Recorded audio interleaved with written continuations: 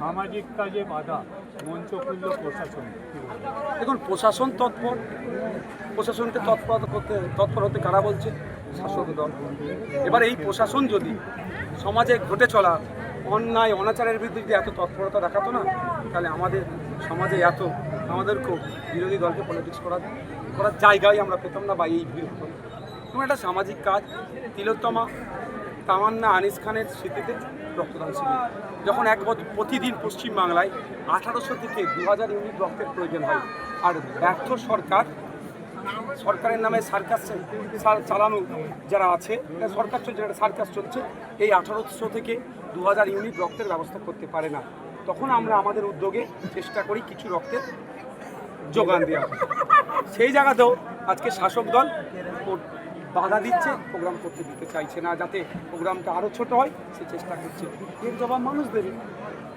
আপনি একটা কথা বললেন নয়াবাস থেকে, বাঁকড়ার নয়াবাস থেকে, যে এসআইআর করতে আসলে কেউ বাধা দেবেন, এসআইআরটা কাগজ দিয়ে বাঘবন্দি করতে হবে। আরেকটা কথা, 14 তালাকে দখল করতে হবে, এটা উপায় কি? দুটো বিষয়ে কথা বলেছি। একটা হচ্ছে এসআইআরের নামে মানুষকে উত্তেজিত হতে বারণ করছি, আতঙ্কিত হতে বারণ করছি, কারণ রাজনৈতিক কারবারিরা মানুষকে উত্তেজিত করতে পারে। একদিকে শুভেন্দু অধিকারী বলবে, অপরদিকে মমতা ব্যানার্জি বলবে, দুয়ের চক্করে পড়ে মানুষের পাজেলড হয়ে হয়তো কোনো ভুল ডিসিশন নিয়ে নিতে পারে। তাই আমার বক্তব্য, যে অফিসার এসআইআর করতে আসবে তার সাথে কোনো খারাপ আচরণ করার প্রয়োজন নাই, তার পার্টিকুলার ডিটেলসটা নিয়ে রাখবেন, যে ডকুমেন্টস চাইছে সেগুলো প্রোভাইড করবেন। যদি সেই অফিসার অন্যায় কিছু কাজ করে যাকে তাকে ডিভোটার বানিয়ে দেয়, তাহলে আইনের মাধ্যমে কাগজের মাধ্যমে তাকে আমরা বন্দি করবো, আইনের মাধ্যমে, মানে আমরা বন্দি করবো এটা না, আইনের মাধ্যমে বন্দি করবো, তার জবাব আমরা নেব। দ্বিতীয় কথা হচ্ছে, 14 তালাটি তৈরি হয়েছিল জনগণের ট্যাক্সের টাকা থেকে, যে গার্মেন্টস শিল্পের একটা পাইলট প্রজেক্ট হিসাবে। ওখানে একটা হাব হতো, যেখানে এই গঙ্গার এপার ওপারে প্রায়, আমার মনে হয় রাজ্য সরকারের কাছে এই ডেটাটাও নাই, প্রায় 20 লক্ষের অধিক মানুষ প্রত্যক্ষ পরোক্ষভাবে দর্জি শিল্পের সাথে যুক্ত। আজকে মৃতপ্রায় একটা শিল্প হতে চলেছে। তো এই শিল্পের উন্নতিকরণের জন্য ওই 14 তলাটি তৈরি হয়েছিল তৎকালীন বাম পিরিয়ডে।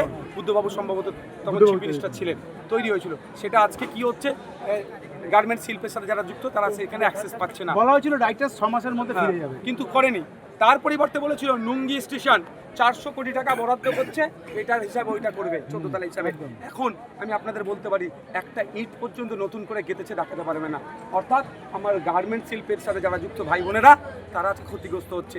আমাদেরকে যদি আগামী দিনে যদি আমাদেরকে সুযোগ দেয় শাসক সরকার পরিচালনার, তাহলে আমরা এই নবান্ন থেকে 14 তালা থেকে নামাবো, প্রশাসনিক দপ্তরটা নাবিয়ে আমার গার্মেন্ট শিল্পের জন্য যে নিয়েতে যে ইচ্ছা এই প্রজেক্টটা তৈরি হয়েছিল সেটা আমরা ওখানে শিফট করব।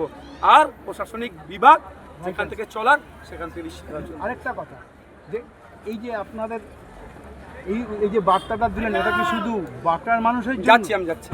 হ্যাঁ, এটা কি শুধু বাঁকড়া? না, মোটে বাঁকড়া মানুষের জন্য নয়, রাজ্যের মানুষের জন্য। এটা গার্মেন্ট শিল্পের সাথে যারা যুক্ত তাদের বার্তা, এটা তারা এখন দেখুক কি করবে।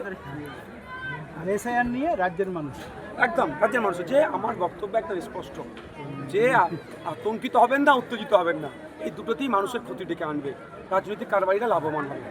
এসআইআরকে ভয় পাওয়ার কিছু নেই।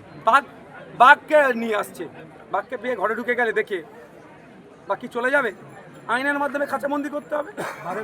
ওষুধ কোনটা? কাগজ আছে।